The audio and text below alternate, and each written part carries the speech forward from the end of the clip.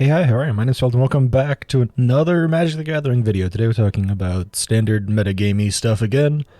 Back to the norm, I guess. I'm pretty sure this will come out before the new year, so this will probably be like the last video before the new year. Maybe. I don't know, but it's a hell of a way to send off the old year with some Grixis midrange. Now you might think my deck list looks a little weird, and that's because it is. It's something that I found to work just a tad better than some of the standard deck lists out there. Surprisingly enough, a little less emphasis on actual card removal and a little more emphasis on card advantage. But we do have the sideboard here to help fix that. But let's just talk about the cards that I run in the main deck, some of which are typical sideboards, but I prefer them in the main deck. For example, Rona's Vortex. I think having a one-off to take care of an annoying Planeswalker can be pretty powerful, especially into a mono black mirror. Not mirror, sorry, just a mono black matchup, because it'll allow you to bounce a Liliana and then just like make them shuffle into the deck, which can be pretty powerful, or it can just like bounce something like a Teferi who's landed, or a Wandering Emperor, and force them to do something before they actually get to activate it. Duress also gets the main board because it allows me to seek out threats and be pretty powerful that way. Classic stuff we run though, 2 cut downs, 2 go for the throats. The Infernal Grasps are on the sideboard in case we need them. We also run a single Surge Engine. It's a pretty powerful 2-drop. It is effectively a 3-drop 3/2 unblockable. And why do I say that? It is a 2-drop technically, but you pay 1 blue, and it's an unblockable 3/2. So it's effectively a 3-drop 3/2 with unblockable, which is pretty strong. 3 Make Disappears, because, you know, Make Disappear good. 2 Bank Busters, the other 2 are in the sideboard. Some of our 4-offs include the Blood Tithe Harvester, Fable of the Mirror Breaker, and Corpse Appraiser, because I believe those are the strongest cards that Grixis has.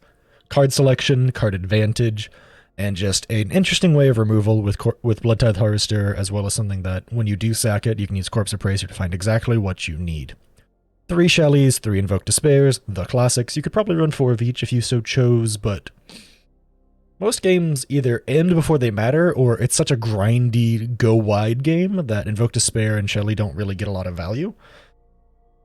And instead of having an extra copy of each, I personally mainboard in a Teferi Temporal Pilgrim, because he can provide a lot of value being on board all the time, as well as a Blade Coil Serpent, something that I feel like is heavily undervalued in Grixis.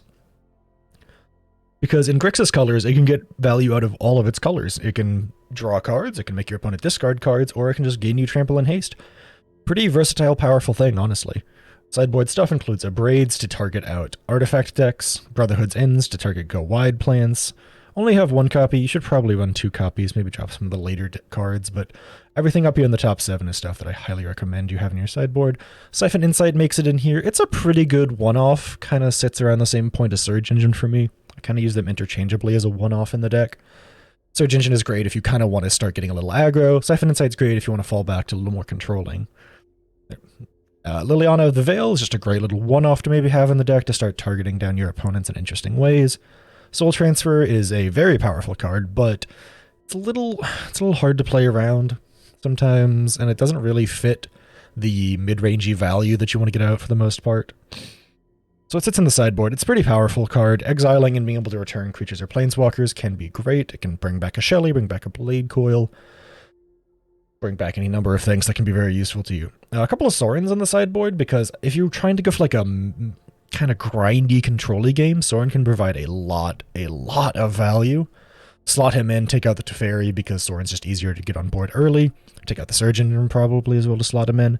And a couple of Marches, because sometimes in an aggro matchup, you just want something that'll gain you life early. Which sounds strange, but a lot of aggro decks want to play out their entire hand and deck, and unless it's the Izzet Prowess go wide, if it's like mono red only plays like 3 to 4 creatures on board, and the rest is burned to face. If you can slow them down by hitting a march on one of their creatures for like 2 to 3, you take out one of their things to slow down their attack, and you swing your life total back your way a little bit. It can be pretty good. They're probably the number one things that I would toss and replace with something else, maybe a few more copies of Shieldred or Invoke Despair on the sideboard, but I've found them to be pretty useful and pretty good overall. The mana base is the mana base. It's as much black mana as you can fit in, with just a few Storm-Carved Coasts in here. Now, why do we play it like that? Well, most of our powerful cards are black cards. Shieldred, Invoke Despair. So we really want to have the ability to have 4 black mana by turn 5, or at least 2 black mana by turn 4. So most of our cards are either blue and black, like the Blackwaters, Marshes, and Underground Rivers, or red and black, like the Caves, Ridges, and Springs. 3 old copies of Xander's Lounge. Our only basics are Swamps, but that's mostly because we want to be able to hit Invoke Despair, as if someone's trying to land hate us a little bit with, I forgot the new name of the card. It's the Land Destruction card. The land, that you sack the land and you destroy an opponent's land.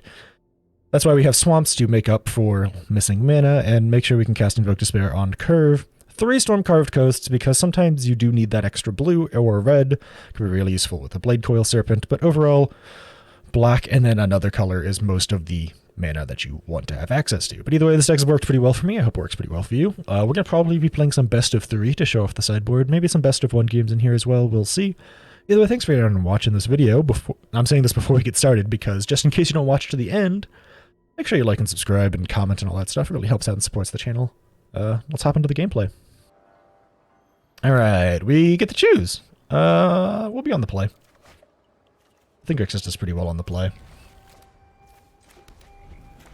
Especially because I can just do turn 2 Blood Tithe Harvester. Doesn't look like we have a Grixis counter matchup. Unfortunately, we kind of have to play the Harvester here. I would love to duress them, but we have to play the Harvester.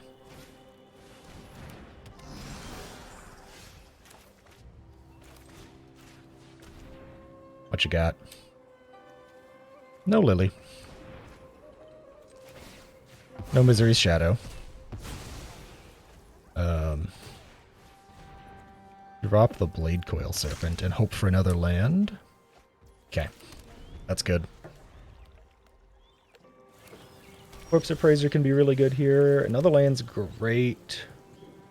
Do they have... They got a Shield Red, but I don't really care about it. I think I would rather just Corpse Appraise. Nah, I want a Fable. Fable makes them want to play their Shield Red, which in turn gives me a an out, so to speak. They're going to play Mural.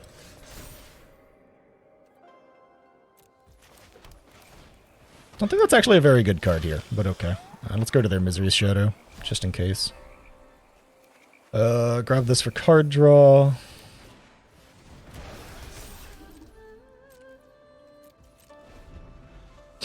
Hold up the Bankbuster because they don't want to swing. I'm gonna guess they're gonna play their Gingy? Their deck seems kind of just straight up bad. They're also, kind of dumb. Do they not think that I won't just go for the double block? Math is hard. Let's hit the draw and see if we can't find Gingy removal. Guess we'll just find another land. Play a Flesh Gorger.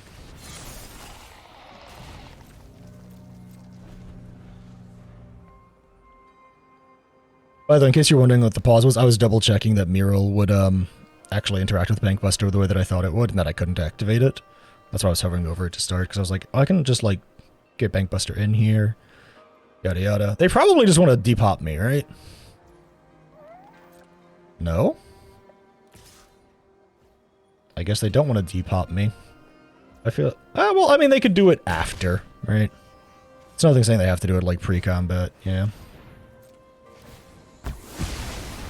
What are they going to grab? Their Mural, maybe?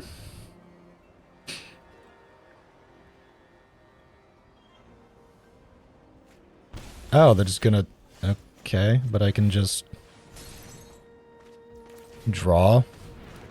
Grab a Corpse Appraiser. Get rid of said Mural, so now you can't even try and do that again. Grab this.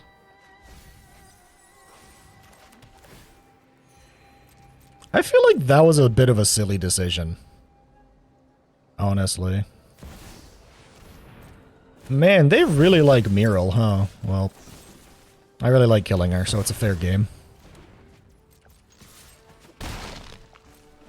1, 2, 3, 4, 5. We have 5 mana, so we can, What on earth is their deck? Finally, I'm home. I really don't know what their deck is anymore. It looks like they don't have any more interaction though, so we're just gonna go ahead and draw. Cycle. Corpse Appraiser's good here. Get their other mural. Grab Fable. Fable allows us to hunt next turn.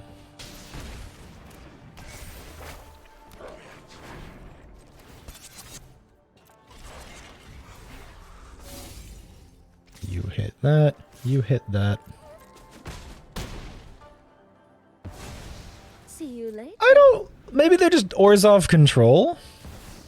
It seems like Esper control, but with the twist that it's bad, you know?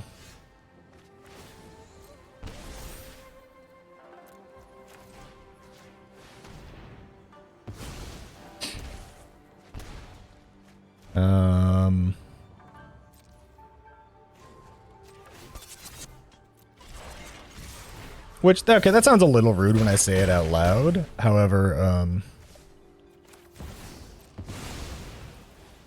it just doesn't seem like it did much of anything there. A duel doesn't mean we have to be overly. I am here to learn. Like, it just doesn't seem like it didn't really do much so far. I mean, that's great that you got another Shieldred, but like, do you have more removal? Because I just kill you.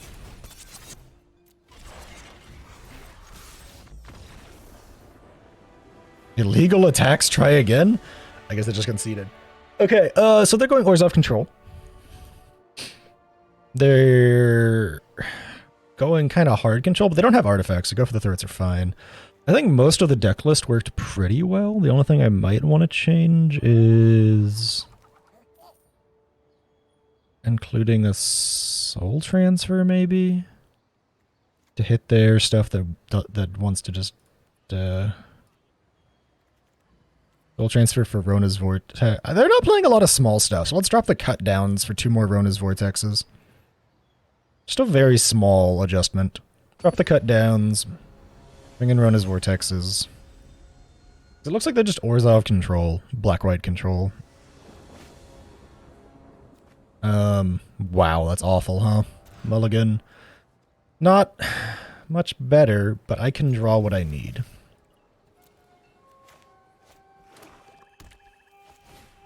I say that, and then they immediately put in something that I could have cut down. Okay. Okay, opponent, I see you. Fun fact, you can kill this in response to the activation trigger, which is pretty cool. So if they play a land and then they try and activate it, I can kill it in response to the activation trigger. Because it doesn't ever transform if it's dead.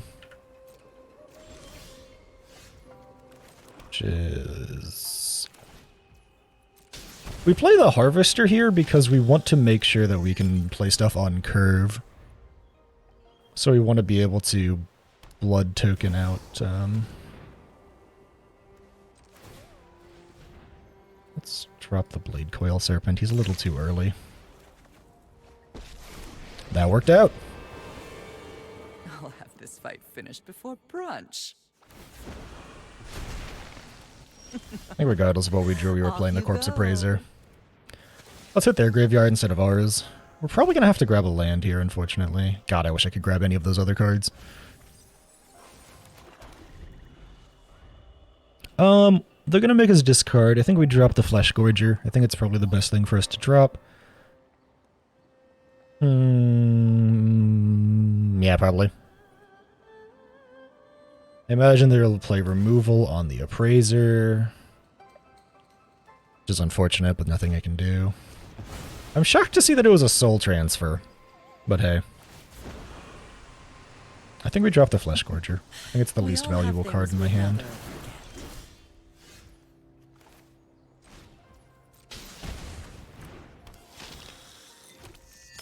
Play this, hold up, make disappear.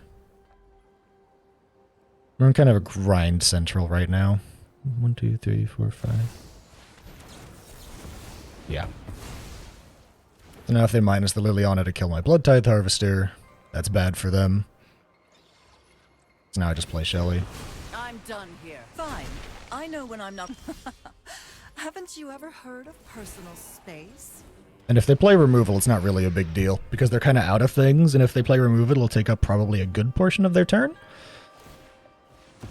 If they do that, it takes up even more of their turn, and this is why we run multiple basics. Unfortunately for us, that is the last basic we needed to not fail the basics test. That's pretty nice. Arn Silex, huh? Alright, well, let's get as much value out of Shelly as we can.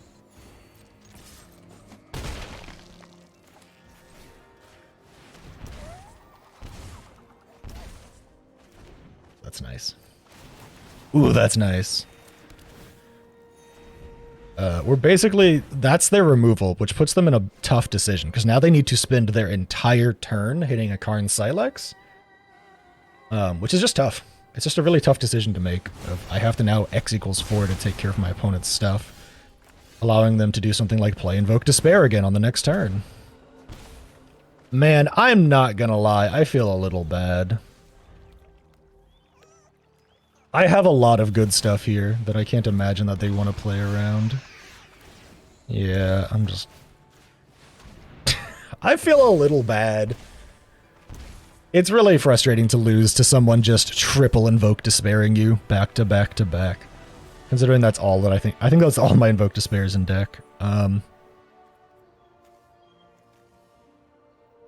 that's just the way it goes. They had some pretty powerful stuff. I just had the right answers. I think the Soul Transfer was a little premature. I think the Genji was a great idea. The Liliana did work. Karn Silex and Concealing Curtains were interesting choices, but hey. GG's opponent. Alright, we get to decide again. Right, this is pretty lucky. I usually don't get to decide. We'll be on the play.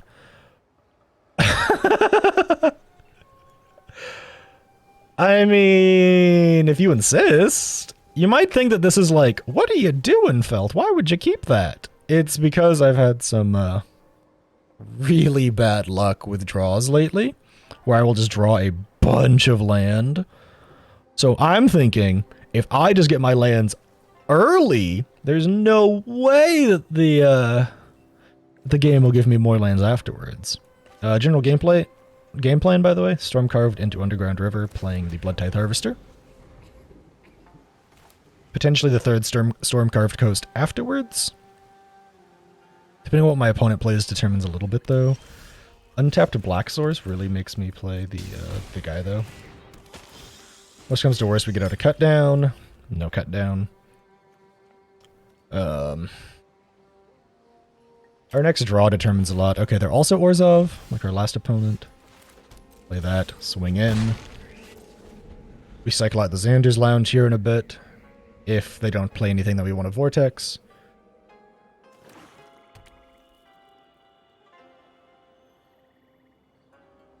As long as it's not like a solid ETB effect. I could bounce... Can I bounce to my hand? I cannot bounce to my hand. Never mind. I keep forgetting that this says you don't control. Man, we're getting unlucky.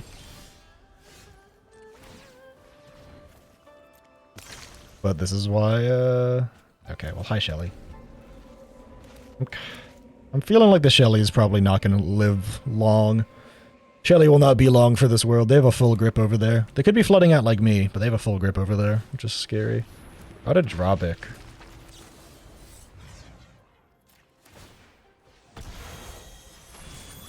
We know their game plan now, and it's Rada Drobic. So, I think we just play Shelly.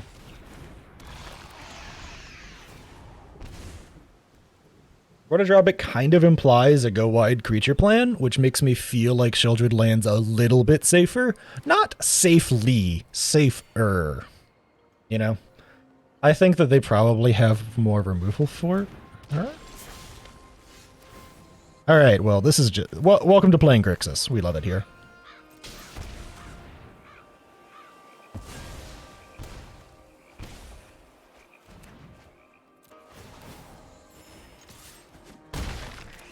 We're in a pretty good spot, though. We will get to have him make disappear next turn. Not this turn, but next turn. We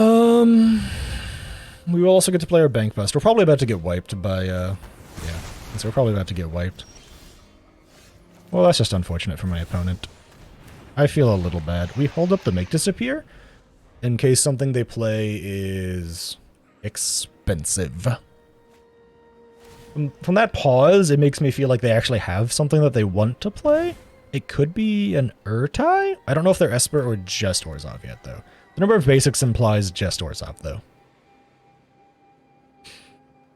Implies that all they're doing is playing black and white cards.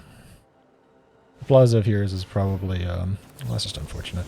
That's why we hold up Make Disappear.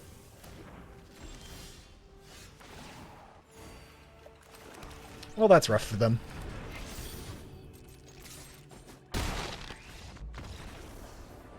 Onto the sideboard. Let's check their graveyard. Really, all they played was board wipes and Rada Drawback, right?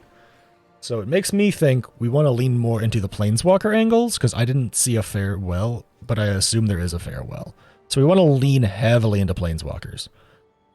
Meaning we want to drag in both our Sorens. The Vrona's Vortexes also seem pretty good, as do the Duresses. I think we might drop the Surge Engine, and I think we might drop the Flesh Scourgers, because we have some pretty solid stuff fighting for those positions.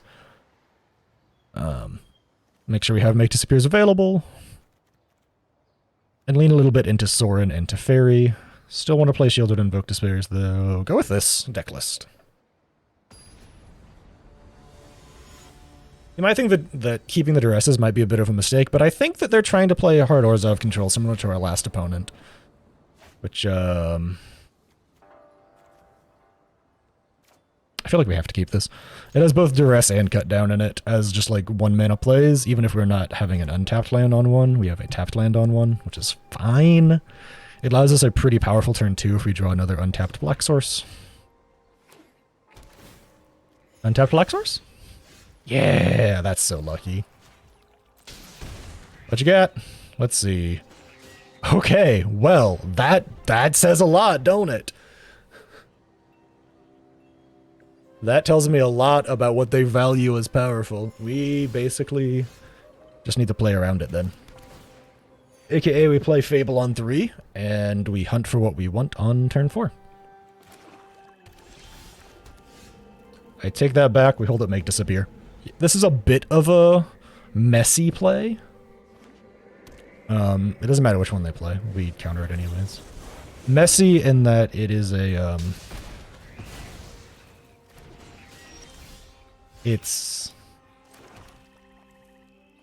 I think we actually play Corpse Appraiser here and take out their Rada Drawback in case they play a Reanimator angle. Grab. It might be a little weird to grab a land, but I just want to make sure I hit my land drops here.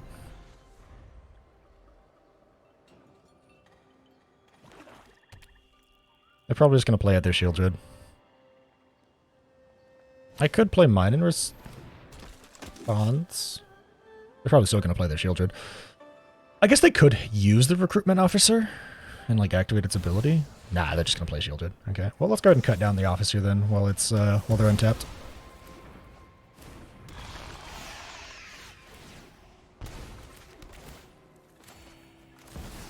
And go for a little bit of a life gain plan here. -2. If they swing in, we can double block, get a little bit of life, as well as just kill Shieldred. Shieldred can't swing in at the moment. They play removal, now's the time to do it. They could play their the cheap Path of Peril because it'll hit this. Yeah, it'll hit that. Now we just block with Corpse Appraiser to keep Sorin alive because he has card advantage or life advantage. And we don't really care too much about our Corpse Appraiser. We care a lot more about Sorin living. Let's plus our Sorin. Reveal because it doesn't hurt us. You wish to know my Play Shelly. secrets? Hold up, Make Disappear. Very well.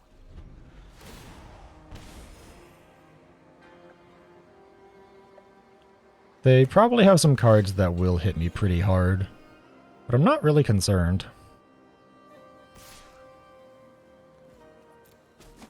We let him go this time. Might seem a bit of a weird decision, but Abandon my quest. if I manually tap, I can Bank Buster and still hold it Make Disappear. And you might think this is a bit of a weird one. But we really want to be able to hold up our Goblin Shaman to be sacked to the Make Disappear as well. We let that go. It doesn't actually bother us that much. I'm more concerned for what they're actually playing.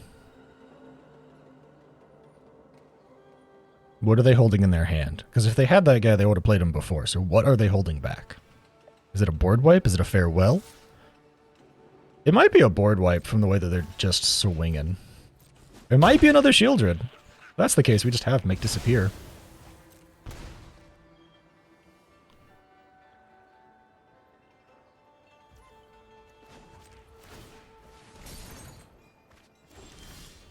We don't need another Bank Buster or another Make Disappear, and this will probably put them at ease a little bit.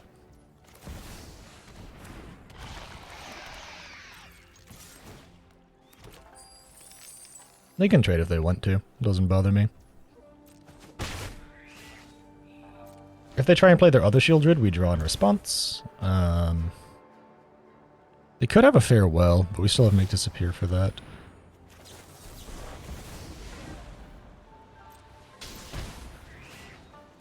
And we also absolutely casualty this because we want the life advantage.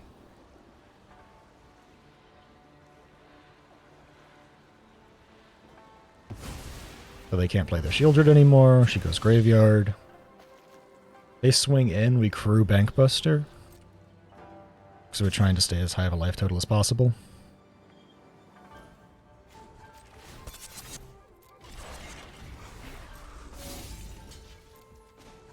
Lock, draw, gain life, trade. Kind of a fight and trade IMO. We're in a pretty solid position here. Ooh, hi to Fairy.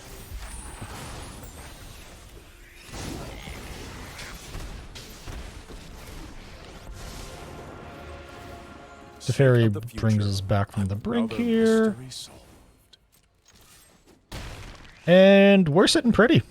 I don't think anything they do can kind of take us down from here. Teferi and Shieldred will keep me rolling. If they play a board wipe, it doesn't bother me because I just play a new Shieldred. They play a single piece of removal, it doesn't bother me. See, that card is good in their deck. Don't get me wrong. However, they've now let my Teferi live. Yeah, that's kind of... wasn't expecting them to concede so soon, but that was kind of where things were headed, it seemed. Second time I've run into this Orzhov controlling deck, and I just... An Orzhov controlling deck. This looks like a different deck list. I just don't think it's very strong. I think it's missing a lot of the things that make like Grixis and Esper strong, and that is blue. The black-white is great in Esper, but it's mostly because you have the blue to bring you along. The black is great in Grixis because you have the blue and the red to keep you going. I just think black-white's lacking just a little bit. And like if you're running mono-white splashing black, it's probably a little better than just running like a hard black or white running like recruitment officer, Elishil core. But anyways, GG's opponent. Okay, you might think that I'm picking and choosing matches based on when I get to choose to go on the play first. You're wrong. I've actually only left out one match from this video, and it's because I flooded with 10 lands and 12 cards.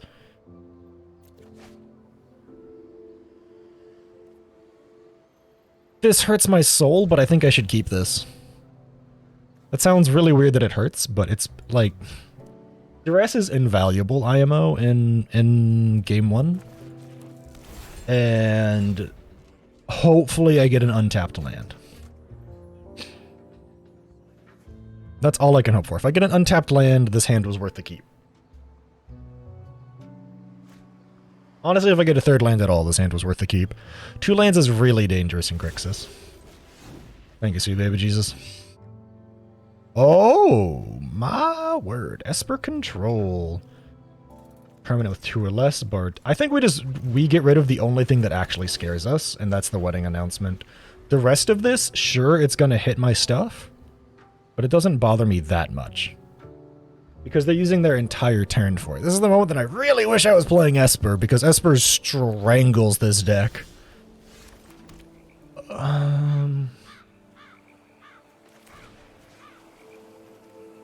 We could force them to get rid of the Leyline Binding. I think we just play the Flesh Gorger. And see if we can't make them play something. Do they really want to pay 3 life to get rid of my Flesh Gorger, right? They do. Okay, see now here's why I'm okay with this, right?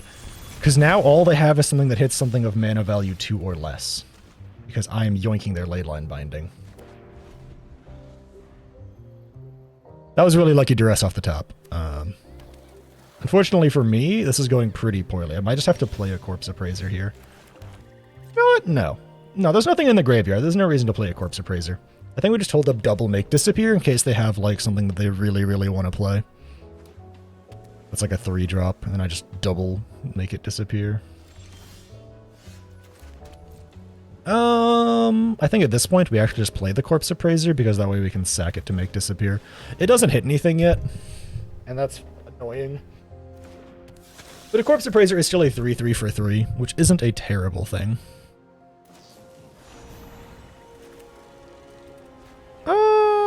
We gotta sack the guy. You know what we're gonna do? We're gonna do it because it allows us to sacrifice him. And not because we actually care about countering it. We do it because it allows us to sacrifice him and get our other Corpse Appraiser to, it allows us to use our other Corpse Appraiser on our own Corpse Appraiser. They only have 1 card left in hand that I don't know what it is. Repair and Recharge, maybe?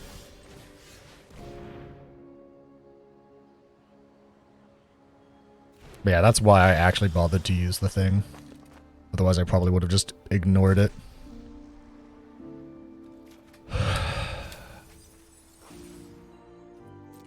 This is a bit of a weird one. Because I want to get the Bank Buster down.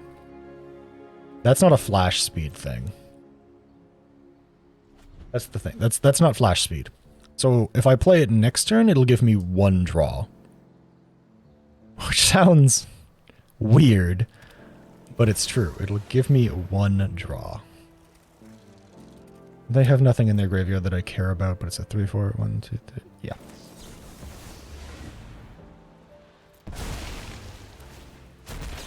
I just don't want them to have anything. We're just playing this like a control matchup right now. Unfortunately, we just don't have artifact destruction because of,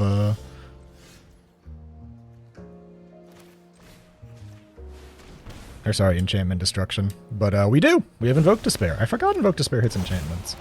Which gets me back a 7/5, which is a lot harder for them to take away from me now.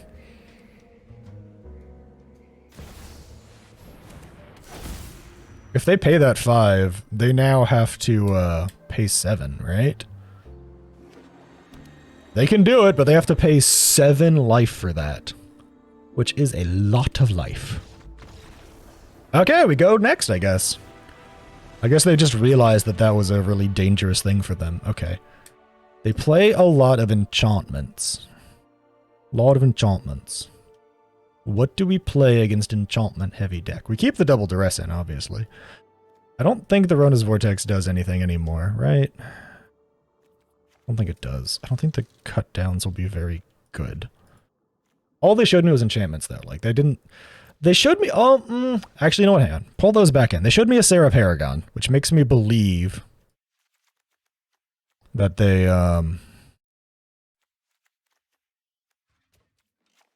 The Sarah Paragon makes me believe they do play small stuff, because why do you play a Sarah Paragon if you don't want to play small stuff? But we grab that. We drop a Shieldred, surprisingly enough. And I think we go with this deck list. I could drop the Surge Engine. I think I'm going to keep it, though. I want the Siphon Insight because I want to be able to yoink some of their cards. It looks like they're playing Esper Hard Control Enchantment Edition, which seems interesting. I'll put it that way. It seems interesting.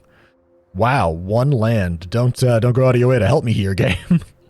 It has half the cards that I want to play early to like overwhelm them. Okay, this is fine. It's not good, but it's fine. Oh, we drop and cut down.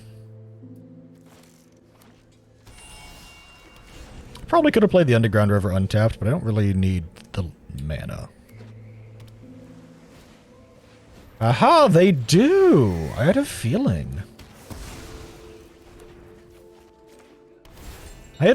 Why else do you play Sarah Paragon? There's no other reason to play a Sarah Paragon. That's the thing. There's no real other reason to play a Sarah Paragon unless you actually play those low mana cost things. We play the Flesh Gorger first because we want to get out their removal spells. And we want them to target the Flesh Gorger. They're in trouble. We just got our card advantage engine online. I think they kept a bad hand if they only have 2 mana still. Okay, well, I take that back. I don't think they kept a bad hand. I think they kept a hand based on the idea that Ledger Shredder can help them. I think we hold the Invoke Despair. Yeah, I feel you, buddy. I think we hold the Invoke Despair and just kind of play out the rest of our hand here and apologize to our opponent in advance. We did have to play around a lot in the first game, and I think that was a pretty good showing of Grixis, though. So even if my opponent is getting mana screwed, oh man, I feel for you, opponent. I really do. This game's still gonna make it. I thought game 1 was a great display of how Grixis can adapt on the fly. Yeah, good games, opponent. Sorry for the mana screw. I was there in a game that I didn't include in the video. So yeah, I was right.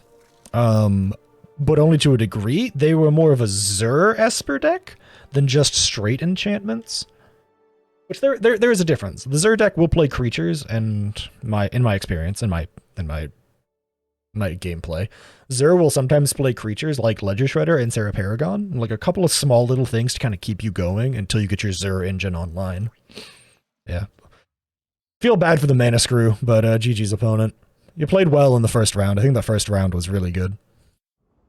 I swear I'm not only including games like this. I swear I'm not. Keep. Xander's on 1, River on 2. Just got out of a really awkward-ass game that, like, I wanted to include, but then I realized near the end I sounded, like, really toxic towards my opponent on accident, because there was just a lot of confusion. They were playing a really weird mono-black deck, and, like, really weird mono-black deck. Like, it was 80% 1-drops. I would have liked to have included it, but I just sounded really toxic at the end, because it was just a lot of it was one of those, like, I was just very confused by it. Looks like we're playing mono red. Very cool, very fun.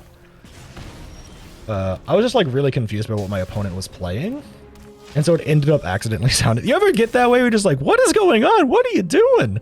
I don't know what's happening. And it's not, like, out of a place of rudeness. It's out of a place of just confusion, you know? Man, that's some confidence out of my opponent. They play with fire to go upstairs? Oh, never mind. They just don't have fucking anything. Got it. Fable. They probably have another play with fire, which is why they just didn't do anything.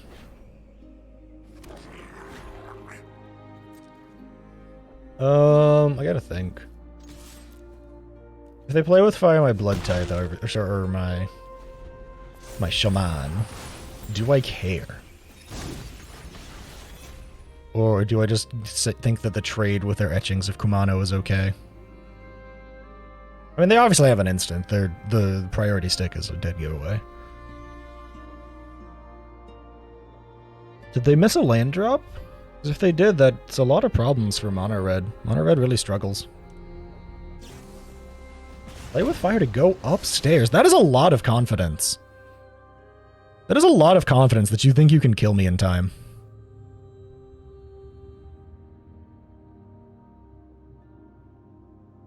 Maybe they have a sticky fingers?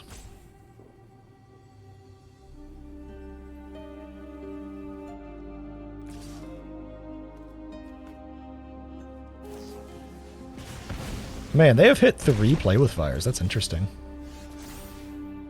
We drop a swamp. We just kill their etchings because we don't really care. And then we play a Fable, holding up the blood token.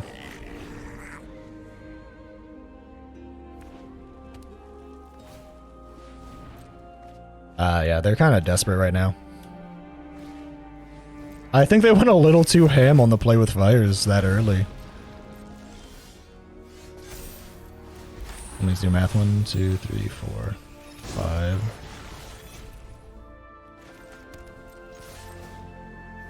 Okay, so my opponent's going to be really upsetty spaghetti about this. Blue, blue, and then black, black, black, and black. So this is why you include Blade Coil Serpent in the deck. Your opponent now has to discard 2 cards, and you get to draw a card. Yeah. Yeah. Okay, I now see why they were going so ham. All they had was removal. Yeah, you can tell they don't play against Blade Coil Serpent often. That pause to stare at the card like, huh? It does what? And that's why I think it's undervalued. It's a 6-drop. I know it's expensive. I know it's a very, very, very, very expensive card. Yeah,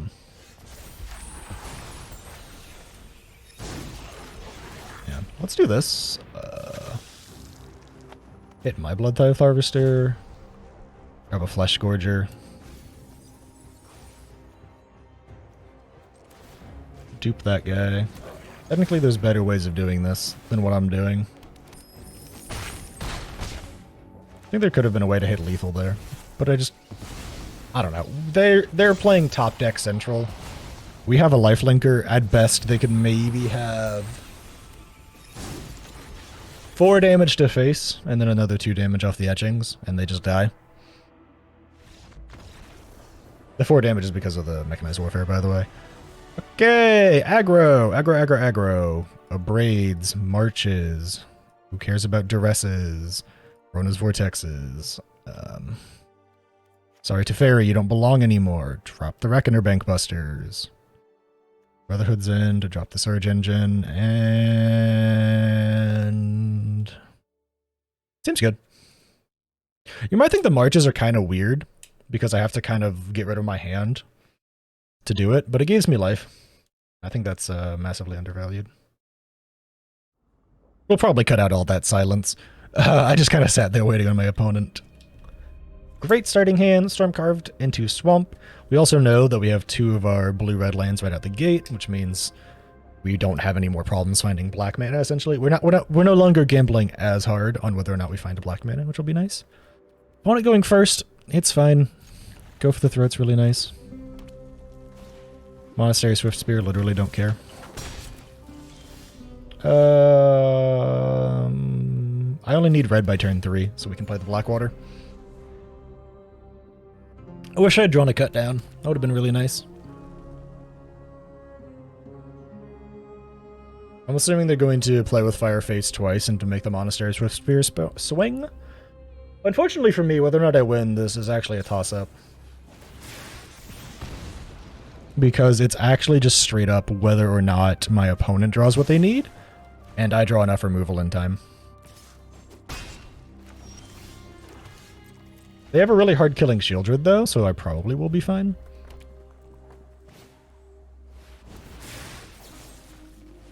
I could have make disappeared that. I could have. I don't think it's the right play to make disappear the mechanized warfare though. I think dealing with the onboard threats is much more important. They can go up high anytime they want, right? But I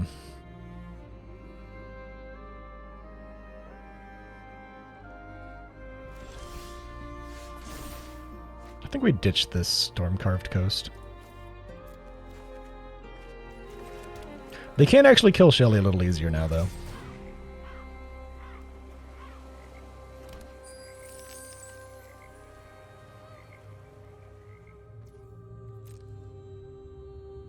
I think we play Corpse Appraiser here. Get their Swift Spear and hunt for something cool.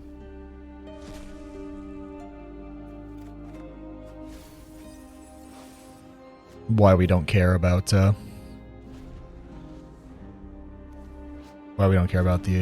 mechanized warfare.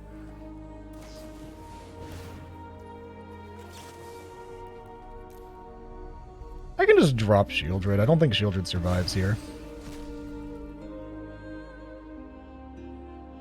We can also try and get some more spells out of them because they don't want the infantry to die, right? So maybe they'll just play another spell to burn me, which also gets the electrostatic infantry pumped up again. This is a mind game moment of, oh, I don't want my only creature to die. I have to play another spell to make him not die because they only did 2 damage. Okay, they didn't actually go for it. I was expecting them to go for it.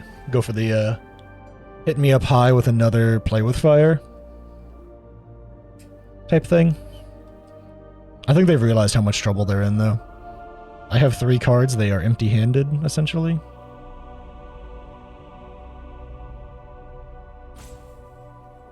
I say essentially. They have 1 card left, but yeah. Grixis does really well into mono red. Especially if you're running... Oh, that's just unfortunate.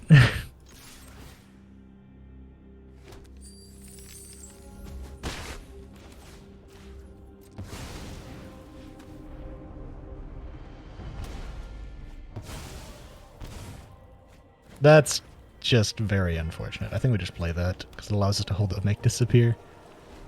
I think my opponent loses now, because I have another Invoke Despair in hand, and that's another 6 points of damage if they don't play a creature. Yeah, this is the problem that you run into with mono red a lot, by the way. Is you're just like, yeah, I'll go face a bunch. What if your opponent also goes face a bunch? I think mono red's very good in best of 1 because you can catch your opponent off guard really easily. Best of 3, I think you can really see its falters. They didn't get any of their impulsive draw. All they had was a couple of creatures and some lightning strikes. You can see why mono red falls flat compared to Grixis. Alright, well, that was a lot of Grixis. There was a couple of games that I lost in there that I didn't include, but that's because of various reasons. Like I said, one of the points I just got so confused during the game. I think the entire gameplay devolved into, huh? In place of actually being informative. I lost another match at one point, but I didn't include it because I drew 11 lands, I believe. In my top 13 or something like that. I drew 2 non-lands in my top, like, 13 to 14. It was really tough. So those games didn't make it in. So overall, the deck went, as far as recording for this video goes, it went 4-2, and I think that's a pretty accurate assessment of how this deck generally performs, as well as just Grixis in general generally performs. You can edit this in any way you want. Personally, I'd probably include more Blade Coil Serpents, but that's just like my opinion, man. I just think Blade Coil Serpent is a really powerful card, and I think he's getting slept on a lot. I think he is going to be a staple for a lot of controlling Grixis decks in future standard rotations once some of the other things come out or get booted out or stuff like that. Especially being immune to Go for the Throat. Being able to basically make your opponents go for the throat be completely worthless on a big ol' 5/4 is really nice. To be fair, that's why you run Phyrexian Fleshgorger, and he has other plus sides too, like this guy's lifelink as well as Manache. But I don't know, the ability to force your opponent to discard, or let yourself draw, or give yourself a little bit of haste to just go over the top with some trample too, is pretty useful on the Blade Coil Serpent, and I think it fits really well into Grixis. I enjoy this deck a lot. I'm still not the best Grixis player around. I still think that Esper is more my wheelhouse personally, but I can definitely understand the strength that is current Grixis. Either way, thanks for watching. This video is probably pretty freaking long because it's the best of 3 matches, but that's where Grixis shines, so that's what we played. Thanks for hanging out and watching. If you made it all the way to the end, thank you. Like, subscribe, and comment, and all that stuff if you want to see more content like this on the channel, and I hope to catch you in the next one.